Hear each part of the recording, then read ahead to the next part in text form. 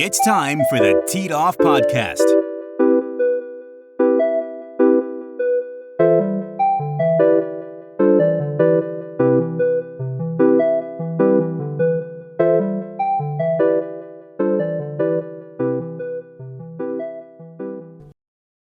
Okay, it is episode 11 of the Teed Off Podcast. I'm Ben Clyburn, and I'm here with my co-host, Aaron Thomas. Aaron, how's it going, man? Great, Ben. How you doing today? Really, really good. It's the fall season. It's a little cloudy today, but it's perfect golf weather. It is very nice outside today. We're joined today with Ryan Ruddy, the head professional of the Myrtle Beach National courses. Ryan, thanks for coming, man. Thanks for having me, boys. Yeah, it's good to be a fun episode. Let's go over the agenda of the show.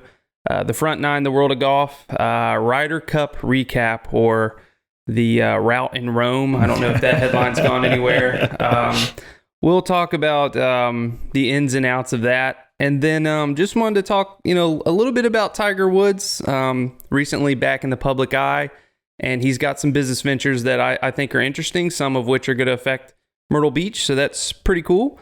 Then we'll make the turn, and it'll all be about Ryan Ruddy and Myrtle Beach National, three of the most popular courses on the Grand Strand. Can't wait to break all of those down, what makes them special, talk about the golf package of the episode. Then we will jump into the back nine, and we will talk about a fall and spring rounds update, talk about grabbing a tee time this fall, just spontaneously. Grab one. The weather is great. The accommodation of the episode, and then what tees us off. You guys ready to jump in? Let's do it. Yeah. Okay. The front nine. Okay, the front nine. It wasn't pretty. I know on Sunday it got vaguely interesting, guys, but it was ugly. Yeah. Mm-hmm. Just your thoughts from 10,000 feet, Aaron. How'd you feel about the contest? First 2 days, I was highly disappointed that I didn't sleep in. Got up way too early to see some of that golf. But the first 2 days were not good. Until they started seeing a little life, in the second session on day two, then of course it sucked you into getting up early again on the third day. So, which is what I did. But yeah, I question a lot of pairings. Just a lot of things in general I felt like were not good. And I'm pretty sure everybody else feels that way, but a lot of the guys not playing, so many weeks prior, and they really looked like they had jet lag, the first couple rounds. And somebody said it best to me that they should really look at just doing new dates where they do it like 2 weeks after the PGA Tour season ends, because then everybody's still fresh. They don't have that long layover and nobody plays, and I think it would just make for a lot better. Of course, I guess, the Europeans all played. But you know what, though? That's not a bad point, because when I know that we haven't won on European soil since 93. And then the Miracle at Medina is the last time the Europeans won on foreign soil. Other than that, it's really been a home winner. And so maybe a date change, everybody could be in form, because there's plenty of Europeans that play on the PGA Tour. So, and you want the best of the best on your team, so they could be playing in the Tour Championship. So it would be good for everybody. Well, purely from a TV standpoint, which I think the 2 weeks after the PGA Tour season ends is a really good idea. But even if you do 3 weeks, something like that, from a TV standpoint, you don't have to fight with football. Right. Yeah. That's huge. Because that's a lot of what I was doing through, especially on Saturday and Sunday, was switching back and forth. I wasn't locked into it completely. Of course, we were getting our butts kicked so bad it didn't really matter. But yeah, I think the weird part, though, is I think they need to look at is the course setup, right? So, obviously, the Europeans had a chance to set the course up, which they did, super strategically. Making all the par threes over 180, I believe. And it was because of the United States, they were not good with the long irons or good with wedges. And they turned short par fours into drivable par fours, taking wedges out of most of our guys' hands. And I just think if maybe if they don't change the date, let's maybe don't give 100% course setup to each home team. Mm-hmm. Maybe make it more, not a universal, but a mixture of both, or have a committee, an outside committee or something. I don't know. It's just... A committee's not a bad idea. I mean, the majors are set up by whichever, whoever right, if you want to set it by the RNA, right? Yeah. For if you're over, and then maybe not so much the PGA or the USGA, but just some other kind of team that you put together. Mm-hmm. But because to me, it's kind of like cheating, right? It's home field advantage, yeah. You're telling me that the Euros didn't know where all the pin placements were for the practice round, so whether they're putting to or chipping to, and because I mean, I've never seen so many putts and chips go into my life during that. Yeah. I mean, God bless them. I mean, we got our butts kicked. It is what it is, but it was just kind of strange to me to be, just for the fact that it was just wow. Yeah, it was such a rout, and we've done 2 preview shows on the Ryder Cup building up to this big flop. And somewhere where Aaron was right was the anchor of the team, you said, was going to be Patrick Cantlay. Yeah. And also a distraction, though, too. Yeah. But from his play on the course, he must have made... We didn't make a lot of putts. No, yeah, but, he did. Toward the end of the afternoon on Saturday, he must have made 200 feet of putts. He was on the back nine. Yeah, he was on reel. And that was exactly right, Aaron. What kept us in it up, little bit shred of hope for Sunday. That Hatgate drama came out during the Saturday round about how he was heard saying, I'll wear a hat when I get paid. And then he and Xander Schauffele, who are apparently close friends, weren't sitting with the team during some common area meals and stuff like that. Aaron, how much validity do you think there is to that? Do you think that had any impact on the results, or do you think it was just a big fugazi? No, I think the only thing that separated Schauffele and Cantlay was it had something to do with Full Swing and their access, and they had to, I guess, sign off on it or something, which they didn't do. But my understanding is they're not in it, so they're not getting paid for that. So I can certainly understand that. But it really should have been a non-factor because they said from the beginning that they were not going to allow them into the locker room. So I don't know how that all came about, but I don't think, as far as the hat thing went, he clarified that at the end of the day when he played that the hat didn't fit him. And then we found out on Monday he was getting married anyway. He didn't want the tan line from wearing a hat. So no, I don't think that had a lot to do with it. I do think that some of those guys believe they should get some type of compensation for it. Sure. But I don't see anybody flaunting it like they were trying to make it look like they were flaunting. That was just a story just to get clicks. Yeah, well, it kind of got a little bit of, and it rolls right into the next controversy, right. A little bit of egg on the Europeans' faces because they were, showing the hats off to him, up and down, and then he just absolutely just went beast mode on the last few holes there, and then that 18th hole putt when he stared down Rory was just, I'm getting goosebumps thinking about it, how awesome that was. That's why he was my anchor. But then, you zoom out and you see Joey has stepped kind of in interference of Rory's, not his line, but, where he needed to be focused on the putt. And then Shane Lowry, who was not participating in that particular match, steps on the green and tells Joey to move. And then Rory and Joey have words after, and it spills over to when they leave the course later that evening. And poor Bones got involved. And Bones got involved. He was kind of in the crossfires. Sunday morning, it says, everything's fine. The U.S. outlets are saying that they spoke. And then later on, Rory said, I didn't speak with Joe.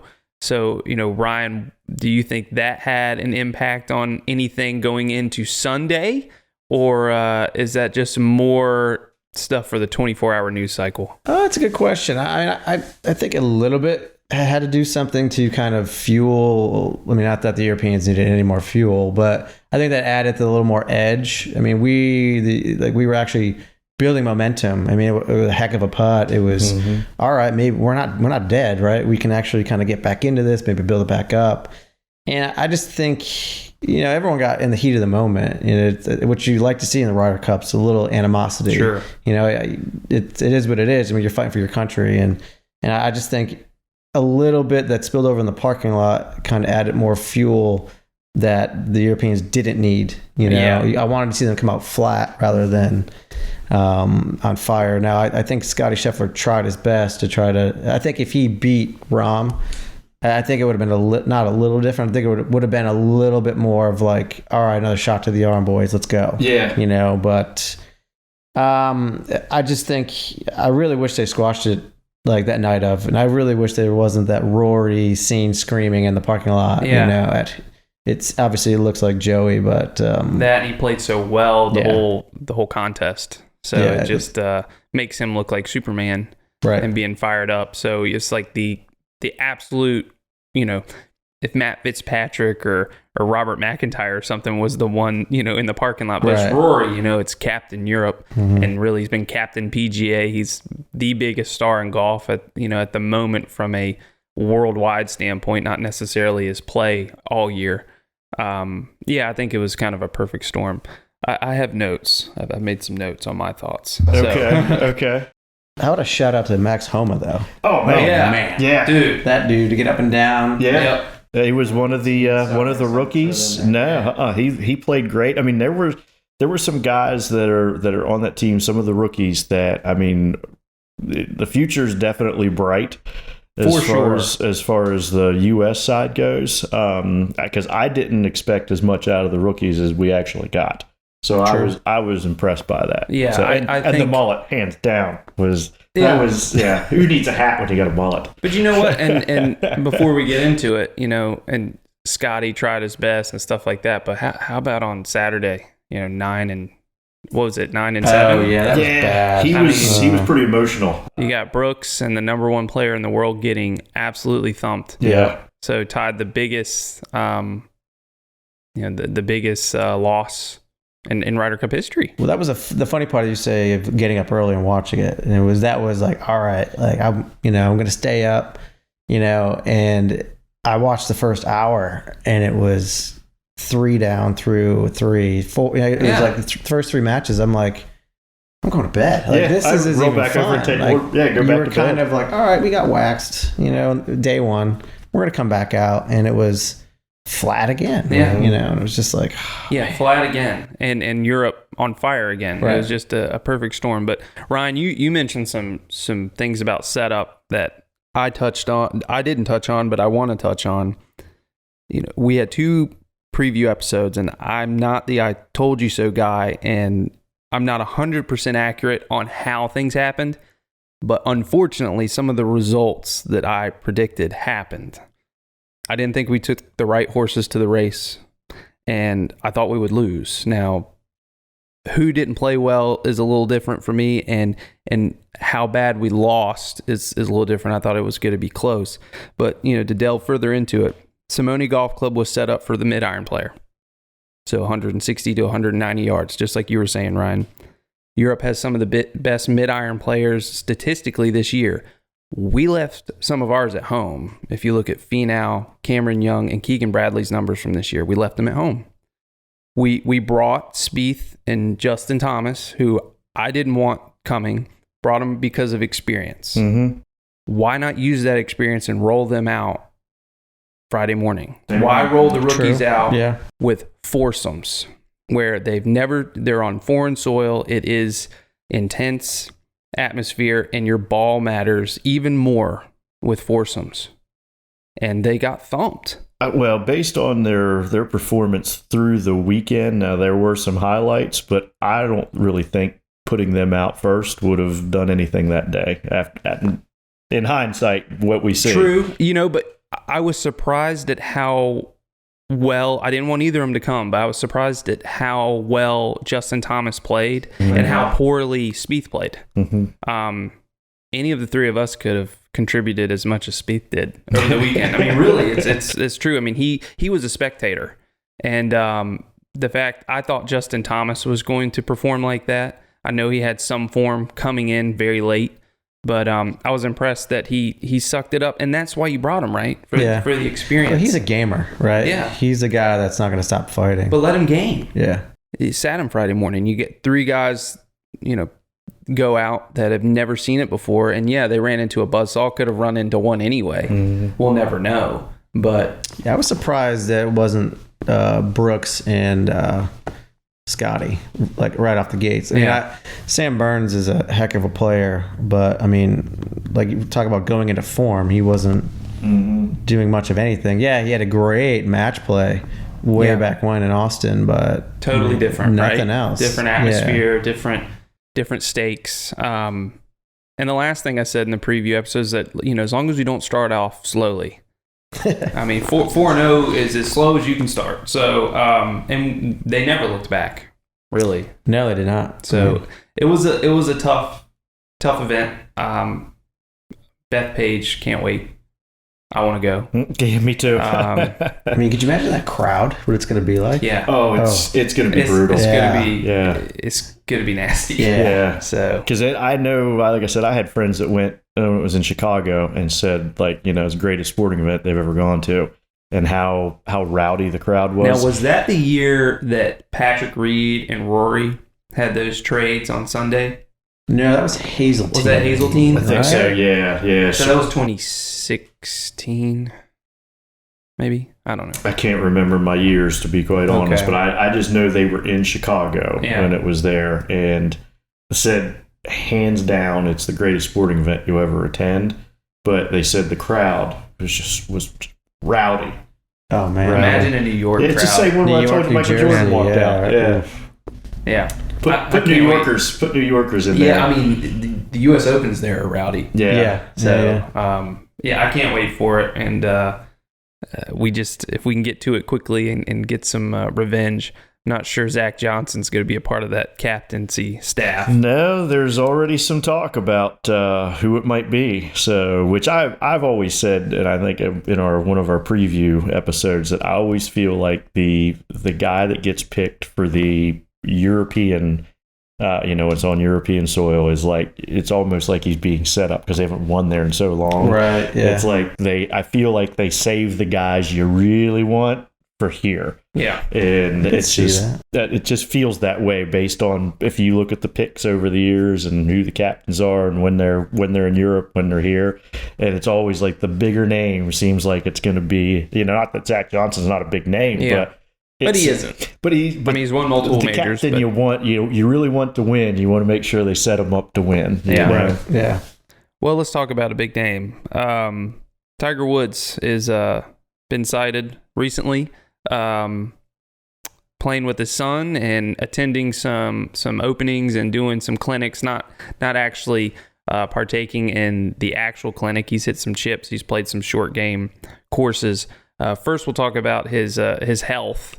I think he's trying to make a return to the father-son, which isn't a sanctioned event, and he'll have a golf cart. And then if he does his own tournament at the Hero, I'm sure he'll have a golf cart there too. Do you guys think that is, not that we're doctors, a realistic timeline? And if so, do you think we'll be seeing him in April?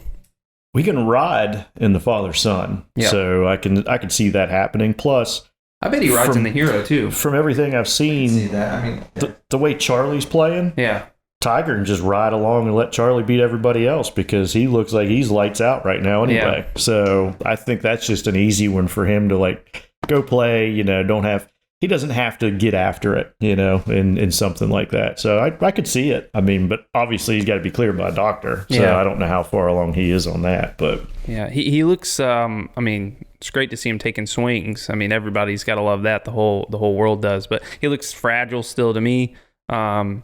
He's had a gimp for years, but it's more defined. Do you guys think he's got anything left in the tank? Not necessarily. Augusta, I think, would be the only place he can compete at a major level because he could play it lefty and with his eyes closed. But do you think he's going to sniff any kind of or compete for any kind of professional victory again? a part of me wants to believe until it doesn't happen, just because you want to believe it.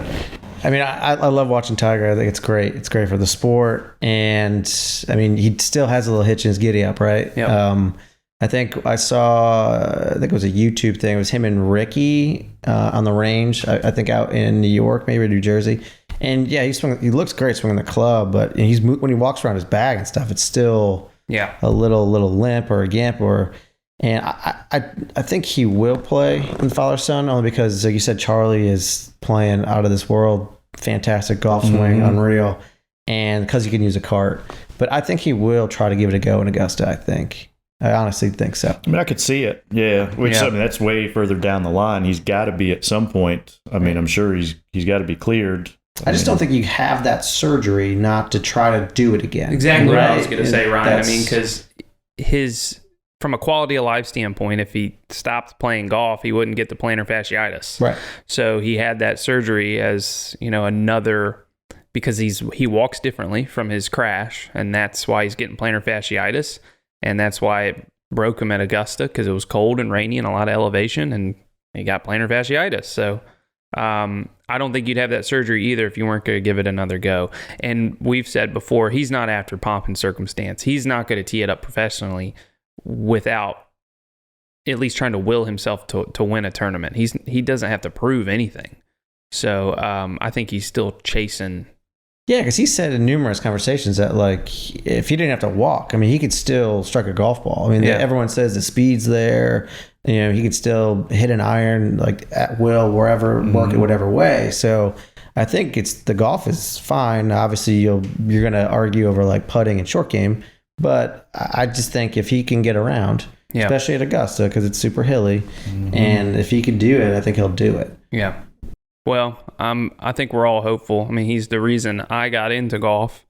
So I'd love to see it. The golf world would love to see it. Yeah, and that's the rumor is the next Ryder Cup captain. Yeah. Well, he won at Bethpage in 2002. So be great. New York crowd, Tiger Woods, come on. I'll guarantee a win now. Yeah. The ratings would be unreal. Yeah, they would. Oh my God. So, well, he's been busy. We haven't heard him speak a lot about, the live drama and stuff like that. But, from a commercial venture standpoint, he's got his own league, TGL, which is a kind of a virtual arcade reality simulated league that's going to be in indoor arenas across the country with 2,000-3,000 people, and big names on the PGA Tour have signed up to do that, and that's starting in the next couple months. He's got new sports bars. I think he opened one in New York right before the Ryder Cup, and he's opening one in St. Andrews, and I think his partner is Justin Timberlake, who loves golf and is a great golfer. Right. I've seen him at the AT&T, but and it's kind of like a Top Golf, but more simulators and eat and drink. And then he's got a Pop Stroke, which is kind of a luxurious version of Putt-Putt. And he opened a new one of those, I think, on the West Coast last week. And one is coming to Broadway at the Beach in Myrtle Beach in May. So we've got a Tiger Woods venue and a PGA tournament coming in May to Myrtle Beach, so that's great. What do you guys think of Tiger's golf league? I think it's pretty cool. I'm going to go on the side of it's different, and let's be real, it's going to be kind of in the down season, right? So there's nothing wrong with the technology. I mean, that's everything now. You see a lot of the Top Tracer ranges and stuff coming into certain areas, a lot of private clubs doing that stuff. So I think it's a cool little different twist on it, and it might get that golfer who's on the fence of maybe playing golf to maybe check it out and to kind of start that route and maybe build further. Okay, yeah, Aaron, what do you think? I'm the opposite. I don't want to watch pros hit a simulator, hit into a simulator. I'm like the exact opposite. Like, it doesn't really excite me. Now, don't get me wrong, I'm going to watch it and I'm going to give it a chance, but it's going to really have to sell me. Because it's just, I feel like it's like, why am I watching them hit into a simulator? And then I think they're going to actually go have like putts on a putting green or something like that based on a layout that I saw or how it's supposed to look on TV. But I don't know. I mean, they're going to be very like active with the crowd. Right. They're going to be mic'd up, so it could be entertaining from that aspect. But who do you think it's designed for? Because, and Ryan kind of alluded that. So like Top Golf is actually more in the market for people to try a form of golf. Mm-hmm. Do you think this TGL league is, because based on the general public, less people play golf than play golf, and there's a lot of new entrants, but is this a way for someone to consume golf differently that could to expand the game? Or is it for, a diehard golfer like you that, loves the game and the traditional game of it because you grew up playing it? What do y'all think? I think it's, at least my opinion, it's more for the casual golfer, where I'll sit on a Sunday and watch hours upon hours of a final round, or shoot, even on a Saturday. Yeah. But a lot of people won't sit in front of the TV for 4 hours or whatever coverage is. Yeah. Where these are basically going to be like 2 hour, it sounds like 2 hour episodes are what they're targeting. Yeah. Is what it's going to be. So it's going to be like a bang, bang, bang type thing, and off they go. Like I said, the interaction, with the crowd is going to be something different. You don't get, of course, I don't know, with the tour now, interviews while they're playing, and it's becoming more interactive. Yeah. So I like it more like this, where it's kind of separated from the traditional game of golf. It's not trying to be traditional. I don't like it. I don't like the crowd interaction or talking to a player, with the headphones, or the Dude Perfect stuff that was on Augusta National. It's like, this is to me a better way to get new entrants in the game of golf. And from a rating standpoint and a monetization standpoint, that's who I want. The diehard golfers love golf. I got them. Mm-hmm. So let's go get the other millions of people that might get interested in golf and watch it. Yeah, I think it's definitely for like the newcomer, or you just kind of put it like nail on head with like people that only want to watch it for maybe a couple hours. Mm-hmm. It was fun watching when it was like Tiger, JT, and like a couple, I think was it Mahomes or like Brady? Like those are fun, and they're playing 18 holes and it's a match play, but it's so long drawn out. There's so much commercials. There's so much downtime between the shots. I think with this, it's more bang bang action. All right, and there's probably going to be a lot more smack talk. Right, there's going to be a lot more jabs, and I think that's something that someone that maybe he's not going to sit down for 4 hours is going to be like, oh, that's pretty cool. Yeah, you know what I mean? Oh, look at JT's giving it to Tiger or whatever. But. I just think it's be something different, and it may flop. But I don't know, with Tiger's name on it, I don't see it flopping. Yeah. It's. I'm going to have to see it to really understand it. I've read enough on it, and I've seen the layouts. But like I said, the simulator, watching those guys hit into it, it doesn't necessarily do a lot for me. But I also don't know what they're going to have set up on that simulator. Are these going to be like some crazy shots that they're going to have to hit, or what are they going to do to themselves, or make themselves do to make it entertaining? Would really be the question for me. Yeah, more questions to it. It's kind of, let's see it and see how it goes. So I'm gonna watch it. I think we're unanimous there that we're gonna watch. Yeah, I'm gonna check it out for sure. See what happens, and when it launches, we'll review it and chat about it. Launching at the right time. Yeah, I might be taking Aaron's side. After the first one, right. I don't know. That's right. So be like, we'll review it right.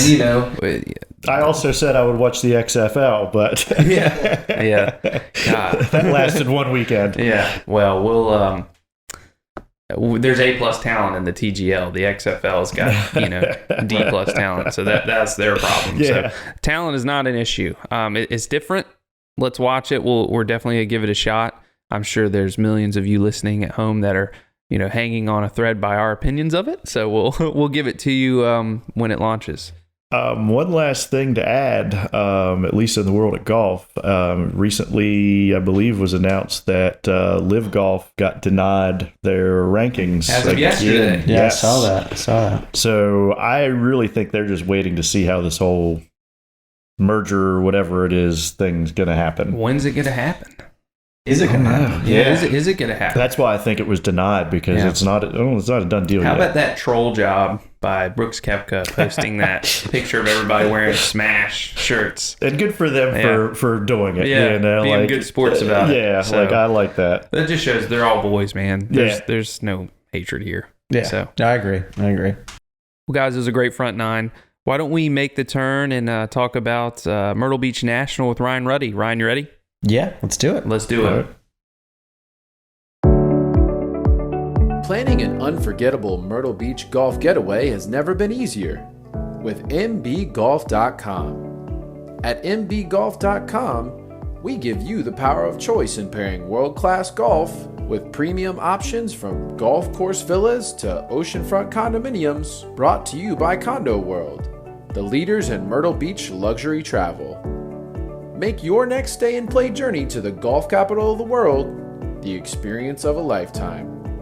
It's all just a call or a click away.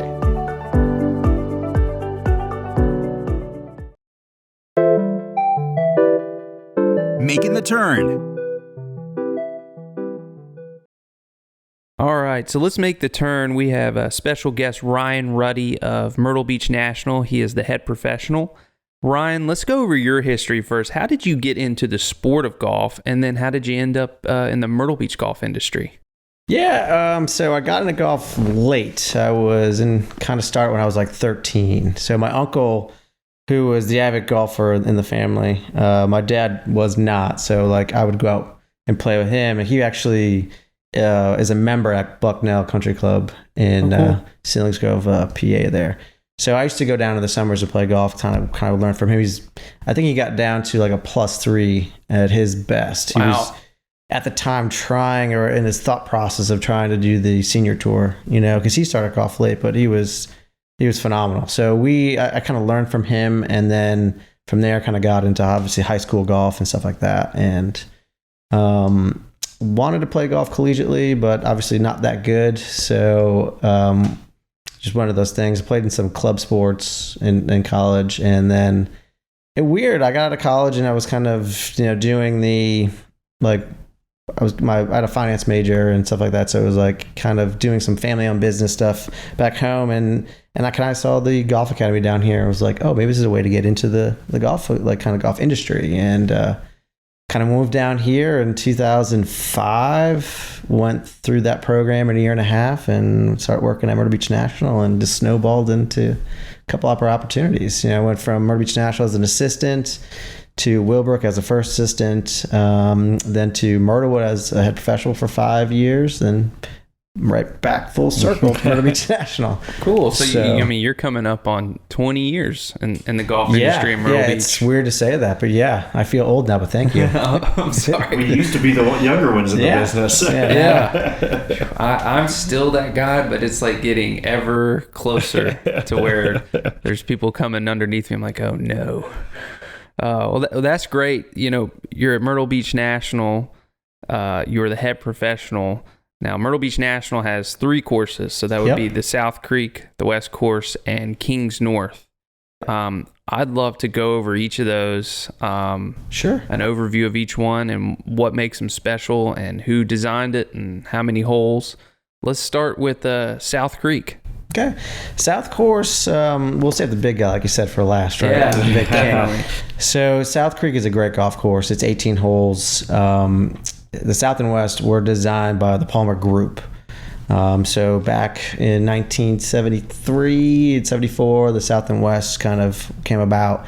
And they're 2 different golf courses. So the South Golf Course is a great little layout, kind of goes through the homes of the community. It's kind of a shot maker's golf course. It's got some long holes, some short holes. It's kind of designed to kind of test everything in your bag. If you're a long ball hitter and you can hit it straight, more power to you. Hit the driver all day long. But if you're the guy that kind of a little wild out there, there's options for you. You hit the 3-wood, a hybrid, maybe lay up with an iron. So it kind of gives you that full bag mentality of like, okay, I got to hit a cut here off the tee, or I got to hit a draw, or let me go at this par 5 over water, number 10. It's just, it makes you think rather than just get up there and plow driver, which is pretty cool, and it's a special little track out there. Awesome. Aaron, our resident player at MB Golf, how do you feel about the South Course? I love the South Course. It's basically as Ryan just described. I've had some good rounds, but I'm also one of those players that I don't necessarily hit the driver straight all the time. So I've had some rough rounds as well, but it's a fun, challenging course. I tell a lot of golfers that are coming into town that the South Creek and the West Course that we'll be talking about shortly are two of the best, what I say, like starter rounds you can play when you're coming into town, because course conditions are always good at Myrtle Beach National, but they're friendly courses to get started on, but you're not feeling like it's just like gimme on every hole. But you're not. It's just they're just friendly courses, friendly layouts. That's an excellent point. A great starter course. What type of greens are at the South Course? We got mini verde out there on the South. Great, cool. Let's move to the West Course. Ryan, tell us about the West Course at Myrtle Beach National. Go West, young man. Mm-hmm. So that's another great cool. It's a cool golf course. When I say cool golf course, is that it's completely different than the South. So you go from homes on the South to kind of meandering around the property to more of a traditional kind of tree-lined golf course. It's pretty wide open. There's no homes on it, and you have to work really hard to lose a golf ball out there. Yes, there is some ponds out there you can hit into. I'm not saying there isn't, but it's very, very friendly. So if you do get a little wild off the tee, you can put it back to play rather quickly. And the cool little defense with the West Course is that the greens slope from like back to front. So when you start getting above the flag, that's where it starts getting a little challenging. And it's a little longer than the South. So for the big hitters stepping back to those back tees, it plays a shade over 6,800. I'm sorry, but 68,000 would be very long. That would be that'd be fantastic. But it's another fun golf course to where if you haven't played in a long time, or you're coming down from up north or out west, and you I have my starter course to be Kings North or the TPC. Let's come into the West Course and kind of just ease your way into Myrtle Beach, as they say. So it's a cool course. It's got a great layout, and it's just your traditional tree line. Are they also mini verde? Yeah, so both the South and the West are that Bermuda mini verde out there. So. Awesome. And the beauty, as Ryan said, it's one of the few courses that doesn't have houses on it in Myrtle, because that's becoming a rare thing. True. With our housing market down here, but it's still one of the few that you don't see any houses. And from a starter standpoint, it's great because it sounds like you can play from trouble, which I don't see a lot of fairways. So I can find my ball and then I can play from it and get it back out into play. So I love courses like that, not just to start, but through the middle of my itinerary or at the end. So it's good to have options. Yeah, and like Ryan said too, one thing we'll get with groups, especially groups that haven't been here before, if you're trying to set them up with courses, and they'll see on their itinerary, Myrtle Beach National, South Creek, Myrtle Beach National West. So we don't want to play the same place twice. Right. You just have to tell them that no, you're playing two completely different courses, and usually by the time they have played there and you get your feedback from them, they agree with you 1,000%. Excellent point. And Ryan's descriptions of each course, they're different courses, guys. So when you are thinking about Myrtle Beach National to add to your itinerary when you're on mbgolf.com, South Creek and West, two great courses that are very different and something that you want to consider for your itinerary. Now there's some courses on the Grand Strand that you put as the cream of the crop, something that is going to make your whole trip. One of those courses is Kings North. Yes, sir. The big guy. Yeah. Let's talk about Kings North, Ryan. Yeah, so back in 94, well, actually, back up a little bit. So when the property was first, everything was done by the Palmer Group. So there was the South, the West, and the North.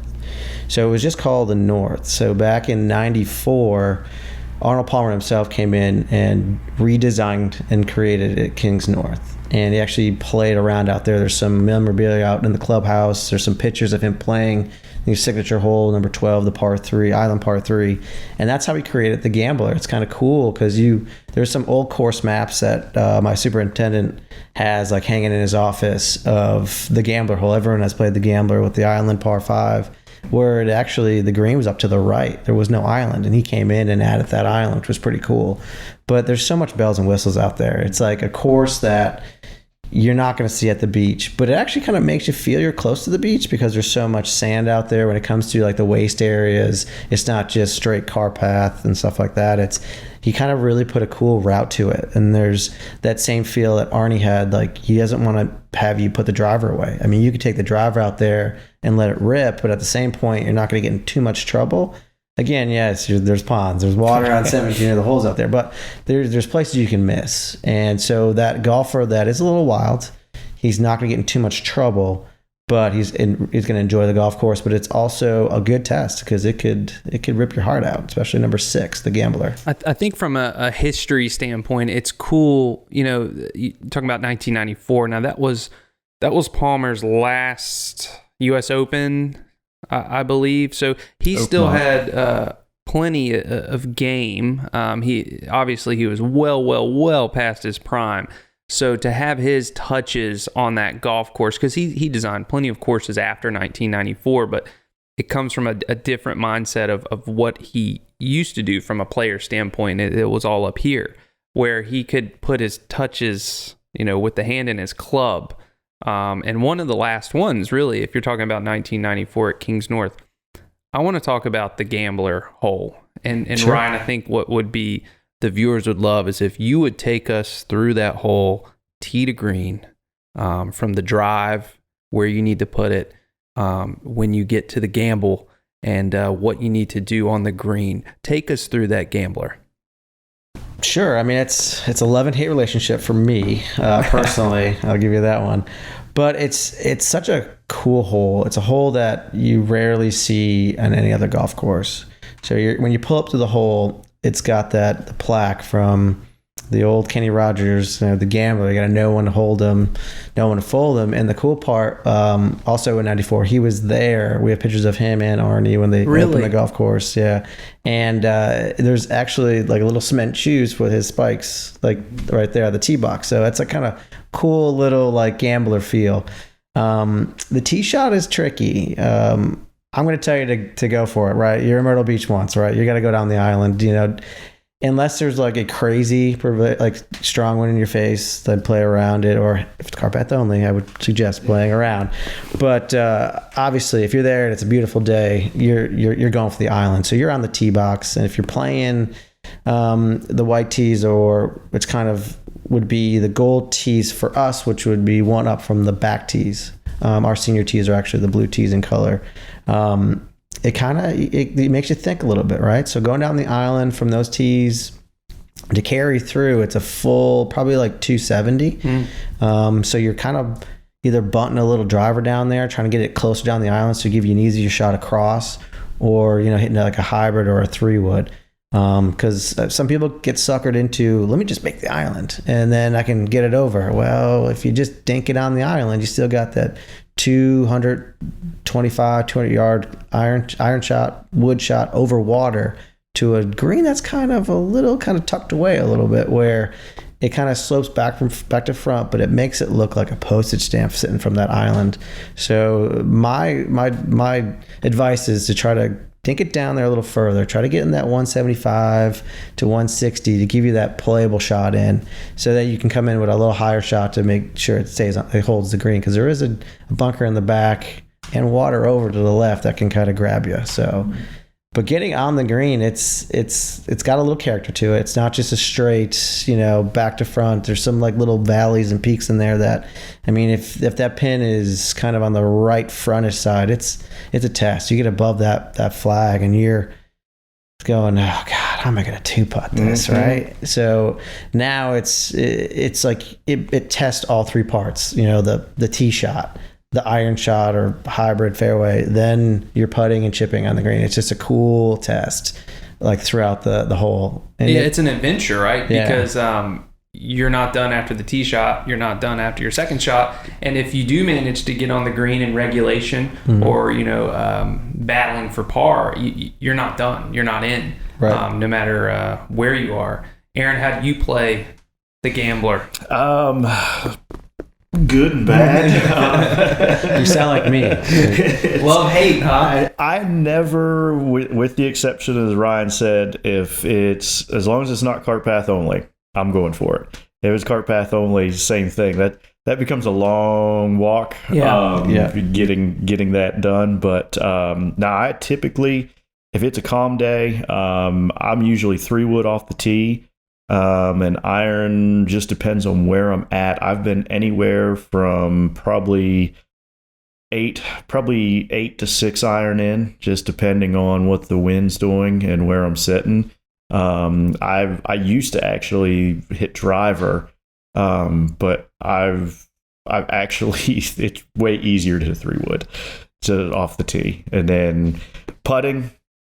No need for me to even discuss that because it's a guaranteed 3-putt. Oh. So that's why I have to try and get on in 2. Yeah. So you have that stroke to use. That's why I have to do it that way. But no, it is. I mean, it is one of Myrtle Beach's signature holes. I mean, not just a signature hole for that golf course, a signature hole in Myrtle Beach for the area. Yeah. I mean, it's one of the most photographed. It goes in with the other. There's another hole, the SC bunkers. Yeah, number 12. Yeah, the Island Green. Island Green. I mean, those are 2 pictures that you see if no matter where you're at. If you see a picture for Myrtle Beach Golf, the Gambler, or the Island Green at Kings North are gonna be, what you see.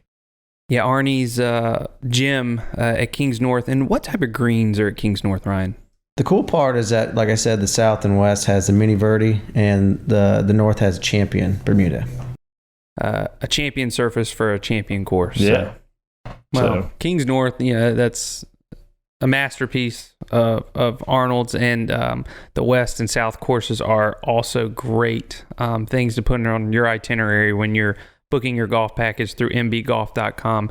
Aaron, if I was looking for a golf package for 1, 2, or all 3 of those courses at Myrtle Beach National, what package would I be interested in? Actually, the most popular we have right now is the Founders Inclusive Package, which is the Myrtle Beach National courses are part of the Founders Group that features over 20 courses here in the area.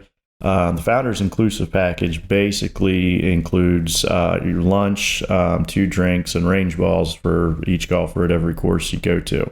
It's been really popular because all the courses Founders have, they got great food and beverage options, for the lunch and everything. So it's become a real popular package of ours.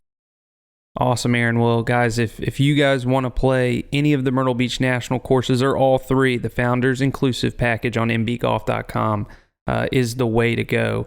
Ryan Ruddy, the head professional of the Myrtle Beach National courses, has joined us for this episode. Ryan, thank you so much for breaking down Myrtle Beach National and telling your story on how you got into the game and how you got to Myrtle Beach. Would you mind sticking around to the back 9 while we talk more Myrtle Beach golf? Yeah, thank you for having me. My pleasure, and glad to be here. Sure, I'll stick around. All right, let's do it. All right. Make your next Myrtle Beach golf getaway the most rewarding yet. The Founders Rewards Package at mbgolf.com features award-winning golf from your choice of 21 Founders Collection courses, plus a $100 gift card for each golfer. Spend your rewards on food and beverage, merchandise, and more at any course you play on with this one-of-a-kind deal. Find out more about the rewards package at mbgolf.com. A Condo World company.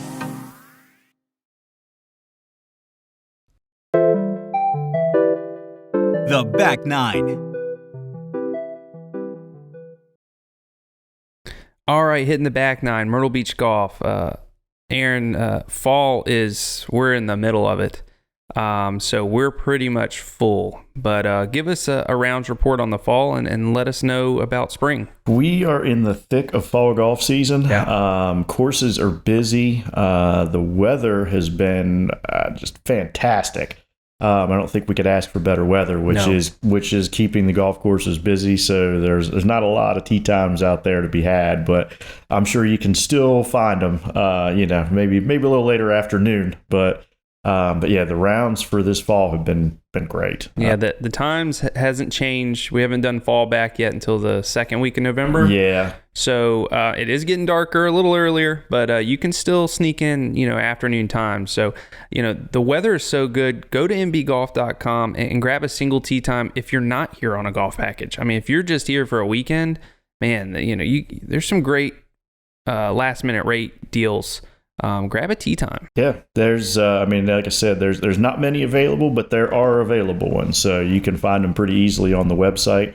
But yeah, you can pick from anything we've got available. Well, before we went live, Aaron, you were talking about booking a big spring golf package, and you actually ran out of some tee times and some accommodations from a earlier iteration of a quote on that package. So tell us about spring, because it seems to be booking up. It is. It seems like it's earlier and earlier every year. Our spring tee times just start taking off, and we're getting into that now for some certain dates.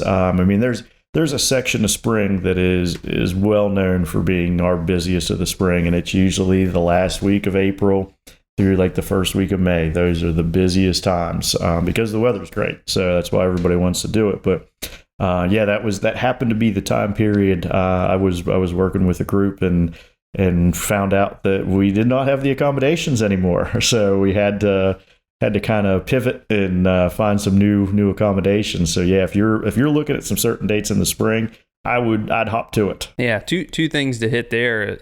The tee sheets are filling up.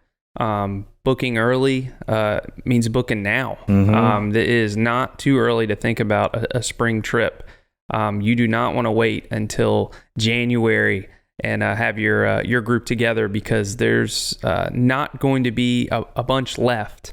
And from an accommodation standpoint, the accommodation of this episode is the Ocean Bay Club in North Myrtle Beach. Aaron, this is on the ocean front. We've got some 1 bedrooms, some 3 bedrooms, but a lot of 4 bedrooms, and even a huge 4-bedroom, 3,600 square foot penthouse.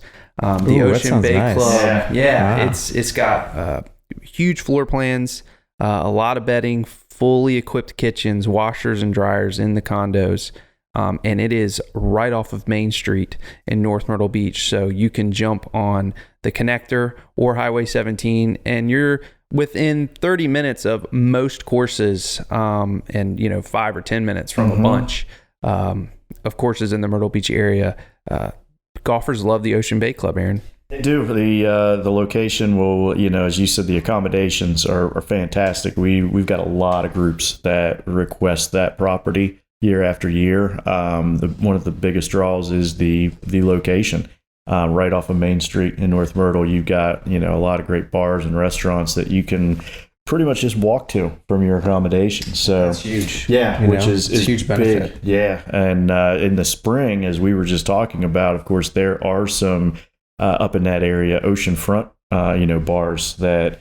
After your round, you get done, come back to the room, go down, hit an oceanfront bar, hang out, have a cocktail or two, Don't have go to worry dinner. about traveling at night. No, you don't need to look for an Uber, taxi, anything. Obviously we got plenty available in the area, but there's no need to look for them when you can walk everywhere. So we've got exclusive access to some of the best condos in Ocean Bay Club, only at mbgolf.com. So when you're planning your Myrtle Beach golf trip, make sure to ask Aaron and his team about the accommodations at Ocean Bay Club. Mm-hmm. All right, guys, last but not least, teed off. We're going to explain a story or something about the game of golf or the golf industry that grinds our gears a bit or tees us off. So, Aaron, I'd like you to kick off. What tees you off this episode? Well, mine, and I feel like I go with this a lot, or at least the general subject. Mine is going to be beverage cart related this week. Okay. We've been here before. Let's see. This one is called, or what I like to call, the beverage cart buffet order. When the group in front of you has apparently one of the biggest orders of all time that takes forever. and you have to stand back there and wait. And then to make matters worse, the guy that was over in the woods comes running out that he needs to get something and holds it up even longer. And it's not the beverage cart's fault, but it's like, just get your stuff together. And I mean, you can see the cart coming, and we got phones, text each other what you want, just get it and go. But it's that, I call it the beverage cart buffet order, because it's like, oh, I'll have one of those, and it's almost like Caddyshack. Yeah. You'll get nothing and like it. So.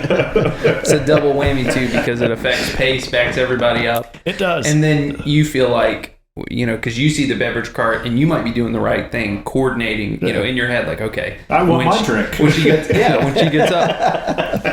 up here, I'm going to have my order ready.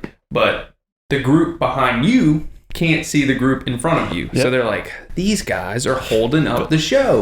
But the guy that comes out, who spent the entire hole in the woods, comes running out at the end, and then because you see him settling up, and there comes the guy running out of the woods. Yeah, he's got his hand up, like, oh no, here we go. Oh boy! But that is mine. That's a good tee off. That is a good one. I like that one. Ryan, what you got? Mine's a little different. It's more about, I guess it would be the sport of golf, if you want to say. I would say a format of the sport of golf, which actually I would say grinds my gears, but just makes me laugh, is that when they say, oh, we're going to play a scramble, so it's faster. And it's totally not faster. Yeah. And it's hilarious, because they're like, oh, no, we're not all going to hit shots. No, let me break this down for you, all right? So all four of you are going to tee off.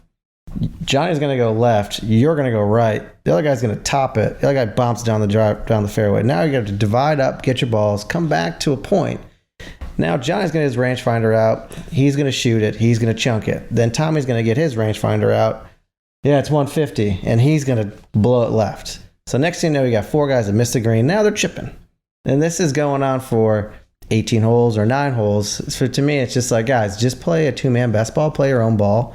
Because how many times if the three of us got together and played golf, if we added a fourth, you'd play so much faster playing your own ball. Or if you wanted to be like, hey, all right, we'll just choose the best drive, go from there, play our own balls in.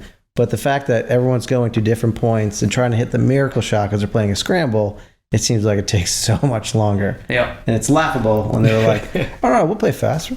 Are you going to abandon your ball? Because that's the only way it's going to be faster. And then add a random cart path only day. And then it's just an absolute nightmare.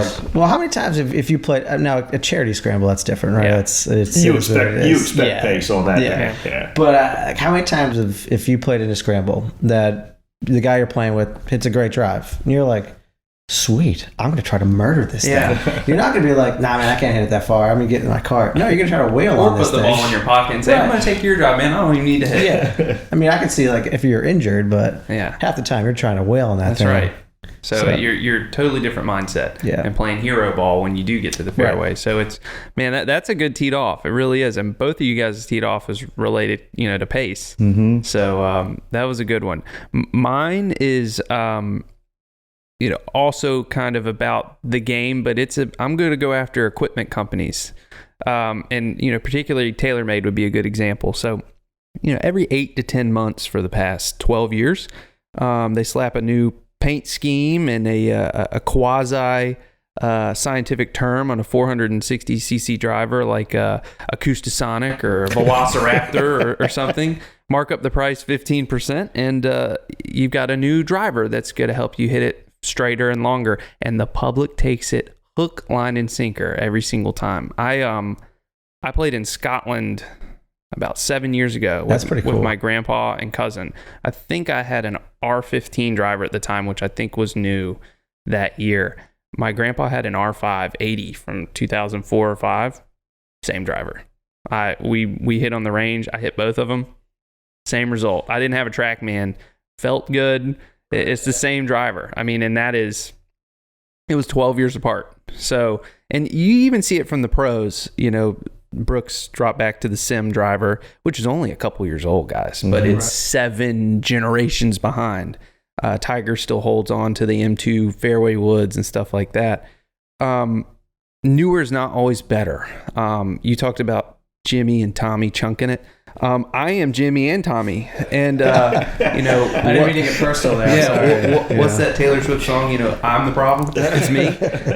It's not the driver. I don't need a new driver. It's me. I'm having the issue. So I'm going after the equipment companies, but at the same time, I tip my hat to them because they're fooling us too. Because I see something new and shiny, I'm like, oh, I want that. Been doing it for years. The new toy out there, yeah. So that is my teed off, but those are 3 good teed offs. So I'll tell you something that you'll really like, because I had some friends wanted a new driver. It was a TaylorMade, and it was one of these websites, like like when they forward you a link, you're like, yeah, you probably shouldn't order from that. Yeah. But they went ahead and ordered anyway, and it said direct from China. And they, about the time I think their deliveries came in, both about the same time, was not a driver. It was a golf ball, and that was it.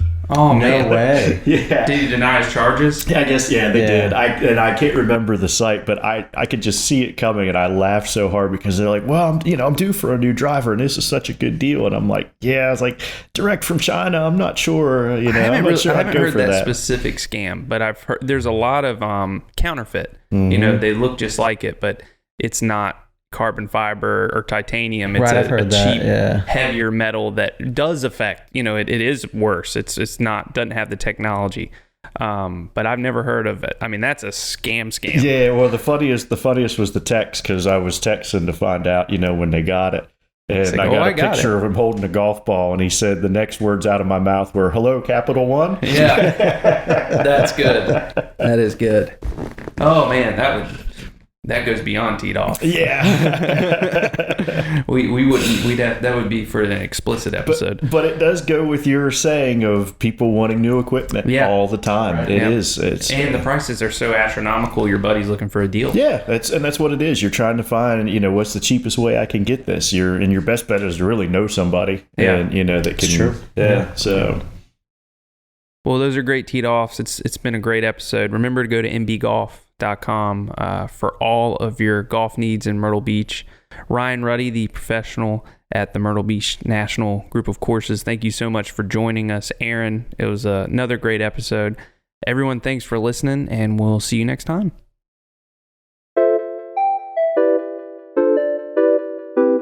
Thanks for listening to Teed Off. Visit mbgolf.com and follow us on Instagram at Teed Off Podcast for the latest episodes and news.